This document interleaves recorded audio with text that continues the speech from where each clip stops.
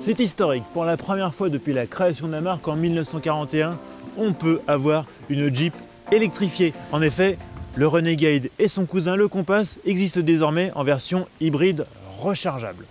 Sous le capot, un 4 cylindres 1,3 litre essence et un alternodémarreur. Et on a aussi un deuxième moteur électrique sur le pont arrière, ce qui permet d'avoir 4 roues motrices. Jusqu'alors habitué au gros 4x4 malucé, Jeep se lance dans l'optimisation fiscale en se mettant à l'hybride rechargeable. Plus de malus donc, mais carrément un bonus écologique pour ces nouveaux modèles, qui conservent cependant un style typiquement Jeep.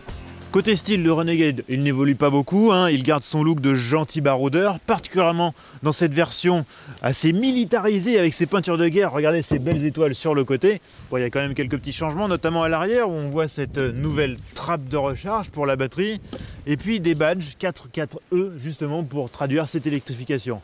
Bon, c'est pas tout. Est-ce que cette transition est réussie? Eh bien, c'est ce qu'on va voir. On va partir l'essayer.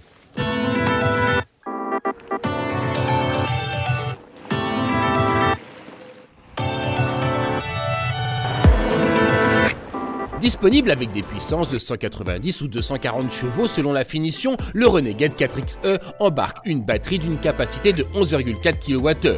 Selon le constructeur, il serait ainsi capable de parcourir jusqu'à 44 km sans consommer une goutte d'essence. Mais qu'en est-il en réalité? Et bien pour une première fois, c'est plutôt réussi. Le moteur thermique et le moteur électrique fonctionnent de concert en plutôt bonne intelligence. L'ensemble est assez doux et on arrive sans problème à faire une quarantaine de kilomètres en mode 100% électrique. Le seul petit bémol, c'est la réponse à l'accélérateur, qui est très inconsistante, très variable d'une situation à l'autre. Mais à part ça, franchement, il n'y a pas grand chose à dire. Une fois la batterie vidée, le Renegade 4xe a le bon goût de rester sobre. Sur un parcours mêlant ville et route, nous avons en effet relevé moins de 7 litres au 100 km à l'ordinateur de bord. Le bloc thermique ne se fait véritablement entendre que lors des plus fortes accélérations et reste discret le reste du temps. En mode sport, on apprécie la nervosité de l'ensemble. Jeep annonce d'ailleurs un 0 à 100 km/h en seulement 7 secondes 1. Mais on déplore le manque de linéarité de la réponse de la pédale de frein, la transition entre décélération par régénération et freinage hydraulique étant trop sensible. Le passage à l'hybridation n'a pas affecté le comportement routier, le Renegade reste un engin plutôt agile, assez fermement suspendu, sans pour autant que les suspensions deviennent cassantes. Le seul vrai bémol, c'est la direction qui est vraiment trop assistée, qui remonte quasiment aucune information, et ça sur le mouillé, c'est un peu déroutant. En contrepartie, même hybride, le Renegade se pique de franchissement, particulièrement dans cette version Trailhawk. Une molette permet ainsi de sélectionner différents modes off-road et même de simuler un blocage de différentiel, moteur thermique et électrique fonctionnant alors de concert.